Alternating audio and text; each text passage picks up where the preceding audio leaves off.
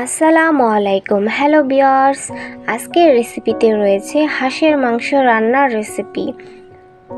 আজকের রান্নাটা কিন্তু খুবই সহজভাবে রান্না করা হয়েছে। সাধারণত আমাদের ঘরে সবসময় যেসব মশলা থাকে ওইগুলা দিয়েই রান্না করা হয়েছে আজকের হাঁসের মাংস। বেশি মশলা দিলে যে সবসময় রান্না মজা হয় এমনটা না, অনেক সময় অল্প উপকরণ দিয়েও খুবই মজাদার রান্না করে নেওয়া যায়। তো আজকে কিভাবে করলাম দেখতে হলে আমার সাথে কিন্তু খেতে অনেক মজাদার হয়ে থাকে। তো চলুন, দেখতেই পাচ্ছেন এগুলা হচ্ছে আমাদের পালিত হাঁস। এই হাঁসগুলো আমরা ডিম থেকে বাচ্চা ফুটিয়ে ছোট থেকে অনেকটাই বড় করে ফেলেছি। এই হাঁসগুলো থেকে এখন একটা হাঁস জবাই করব। হাঁসগুলো বৃষ্টিতে ছোটাছুটি করতেছে, এখন হাঁসগুলোকে খাবার দেওয়া হচ্ছে, খাচ্ছে তারা। আর এখানে আগে থেকেই আমাদের হাঁসের কুটির ভিতরে একটি হাঁস বন্দি করে রেখেছিলাম জবাই করার জন্য। তো এই হাঁসটাকে এখন আমার শাশুড়ি মা ধরে নিচ্ছে জবাই করার জন্য। হাঁসটাকে ধরে ফেলেছে, দেখেন হাঁসটা এখন জবাই করা হবে। তো হাঁসটা কিন্তু জবাই করে নেওয়া হয়ে গেছে। হাঁসটা বাছাই করার জন্য আগেই চুলায় গরম পানি বসিয়ে দিয়েছিলাম। পানিটা কিন্তু অবশ্যই অতিরিক্ত গরম হতে হবে, একদম বলক নিয়ে আসতে হবে পানিতে, এরকম পানি, তাহলে কিন্তু হাঁসটা বেছে নিতে অনেক সুবিধা হবে, তাড়াতাড়ি বেছে নেওয়া হয়ে যাবে। তো দেখতেই পাচ্ছেন আমার শাশুড়ি মা কত সুন্দরভাবে হাঁসটাকে বেছে নিচ্ছে। অতি সহজেই হাঁসটা বেছে নেওয়া হয়ে গেছে। দেখেন হাঁসটাতে কিন্তু কোনো প্রকার ময়লা বা পশম কিছুই নেই। এখন এই হাঁসটা আমার শাশুড়ি মা কেটে নিচ্ছে। পালিত কোনো জিনিস খাওয়ার মজাই কিন্তু অন্যরকম। আমরা গ্রামের মানুষেরা কিন্তু হাঁস মুরগি সবই লালন পালন করে থাকি। হাঁসের ডিম, মুরগির ডিম অথবা হাঁস মুরগি কিছুই আমাদের ইনশাল্লাহ কিনে খেতে হয় না, আমাদের হাতের পালিতগুলোই আমরা খেয়ে থাকি। তো এই হচ্ছে হাঁসের মাংস, দেখতেই পাচ্ছেন কত সুন্দর, একদম ফ্রেশ, পরিষ্কারভাবে ধুয়ে নেওয়া হয়েছে মাংসগুলো। এখন রান্না করার জন্য চলে যাব। হাঁসের মাংস কিন্তু খেতে অনেকটাই মজাদার, অনেকেই পছন্দ করে থাকেন। এই হাঁসের মাংস রান্না করার জন্য এখানে পেঁয়াজ কুচি নিয়েছি, তার সাথে এখানে মরিচ শিলপাটায় বেটে নিয়েছি, আর এখানে জিরাও বেটে নিয়েছিলাম।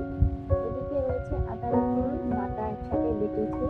এখানে দারচিনি, এলাচ এবং তেজপাতা নিয়েছি রান্না করার জন্য। সবগুলো উপকরণ আপনাদের দেখিয়ে দিলাম।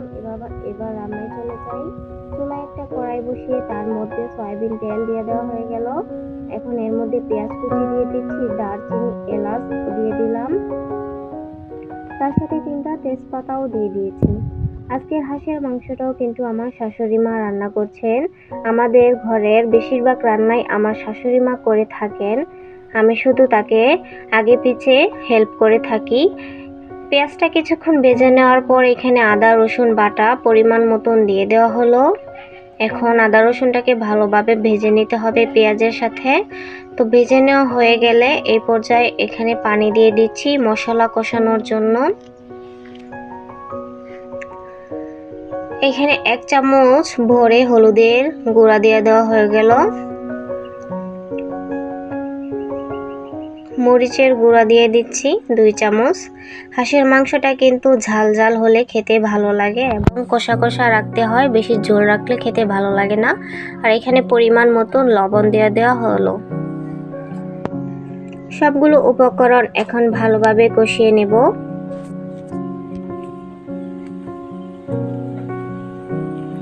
তো মশলাগুলো কিন্তু কষিয়ে নেওয়া হয়ে গেছে। এখন এর মধ্যে মাংসগুলো দিয়ে দিব। খুবই ভালোভাবে মশলাগুলো কষিয়ে নেওয়া হয়ে গেছে মশলা কষানো। এখন ধুয়ে রাখা মাংসগুলো দিয়ে দিচ্ছি।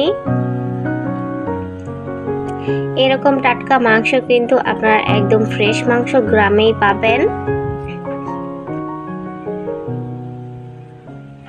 তো এইগুলাই হচ্ছে আমাদের গ্রামীণ রান্না বান্না, খুবই সহজে অল্প উপকরণ দিয়ে আমরা রান্না বান্না করে থাকি। এখন মাংসগুলোকে ভালোভাবে মশলার সাথে মিক্স করে নেওয়া হচ্ছে। মাংসের মশলার কালারটা দেখলেই বুঝতে পারবেন মাংসের রান্নাটা কিন্তু খুবই মজার এবং অসাধারণ হবে। মাংসটা কষানোর জন্য এখানে একটু পানি দিয়ে দিচ্ছি, যাতে নিচ দিয়ে মাংসটা লেগে না যায়, খুবই ভালোভাবে কষিয়ে নেওয়া যায়। আসলে যে জিনিস দেখতেও সুন্দর সেই জিনিস কিন্তু খেতেও অনেক ভালো লাগে। এখন ঢাকনা দিয়ে ঢেকে রাখলাম। অল্প কিছুক্ষণ পর আবারও ঢাকনাটা খুলে নেড়ে চেড়ে নিতে হবে। তো কিছুক্ষণ পর ঢাকনাটা খুলে এইখানে যে জিরাটা আমি বেটে রেখেছিলাম এখানে জিরা বাটা দিয়ে দেওয়া হচ্ছে, আর মরিচ বাটাও দিয়ে দেওয়া হচ্ছে। কষানোর মধ্যেই মাংস দেওয়ার পর দিয়ে দিবেন, আপনারা চাইলে আগে পরেও দিতে পারেন, সমস্যা নেই। তো এখন জিরা বাটা আর মরিচ বাটাটা মাংসের সাথে মিশিয়ে নেওয়া হচ্ছে। এই পর্যায়ে আবারও ঢাকনা দিয়ে ঢেকে দিব, বেশ কিছুক্ষণ কষিয়ে নিব। খুবই ভালোভাবে কষিয়ে নিতে হবে যাতে মাংসগুলো কষানোর মধ্যেই সিদ্ধ হয়ে যায়। যেহেতু টাটকা মাংস তাই কষানোর মধ্যেই সিদ্ধ হয়ে যাবে। তো খুব ভালোভাবে নেড়েচেড়ে মাংসগুলোকে উল্টিয়ে পাল্টিয়ে নিয়ে হচ্ছে। মাংসগুলো কিন্তু কষানো হয়ে গেছে। এখন এর মধ্যে পরিমাণ মতন পানি দিয়ে দিচ্ছি। মাংসগুলো কিন্তু টাটকা মাংস হওয়ার কারণে কষানোর মধ্যেই মাংসগুলো একদম সিদ্ধ হয়ে গেছে। তো এখানে পরিমাণ মতন পানি দিয়ে দিচ্ছি যাতে মাংসগুলো আরও ভালোভাবে সিদ্ধ হয়ে যায়। এখন ঢাকনা দিয়ে ঢেকে রাখছি, বেশ কিছুক্ষণ অপেক্ষা করব বলক আসার জন্য। তো তরকারিতে বলক চলে এসেছে। তরকারির মধ্যে এখন জিরার গুঁড়া দিয়ে দিয়েছি। যেহেতু জিরা বাটা দিয়েছিলাম তাই জিরার গুঁড়োটা অল্প পরিমাণে দিলেই হবে। তা জিরার গুঁড়োটা দিলে কিন্তু অনেক সুন্দর একটা ঘ্রাণ আসে। তো আমার মাংস রান্না কিন্তু হয়ে গেছে। মাংসটা রান্না করে আরেকটা হাঁড়িতে বেড়ে নিয়েছি। দেখতেই পাচ্ছেন রান্নাটা কিন্তু খুবই সুন্দর দেখতে লাগছে। যে জিনিস দেখতে সুন্দর সেই জিনিস কিন্তু খেতেও অনেক মজাদার হয়ে থাকে। এমনিতেও আমার শাশুড়ি মায়ের হাতের রান্না অনেক মজাদার হয়ে থাকে। তো আজকের হাঁসের মাংস রান্না আপনাদের কাছে কেমন লেগেছে অবশ্যই কমেন্ট করে জানাবেন। সেই সাথে আমাদের মতন আপনারাও বাসায় রান্না করে ফেলতে পারেন হাঁসের মাংস। অবশ্য হাঁসের মাংস কিন্তু শীতের দিনে খেতে আরও বেশি মজাদার লাগে। তো আমার চ্যানেলটা সবাই সাবস্ক্রাইব করে দিবেন আর সবাই আমার পাশে থাকবেন, যাতে আমি আমার এই ইউটিউব চ্যানেলটাকে আরও সামনে এগিয়ে নিয়ে যেতে পারি। আপনারা সবাই আমার জন্য দোয়া করবেন আর আমার শাশুড়ি মায়ের জন্য দোয়া করবেন। আজকে এই পর্যন্তই, সবাই ভালো থাকবেন। আল্লাহ।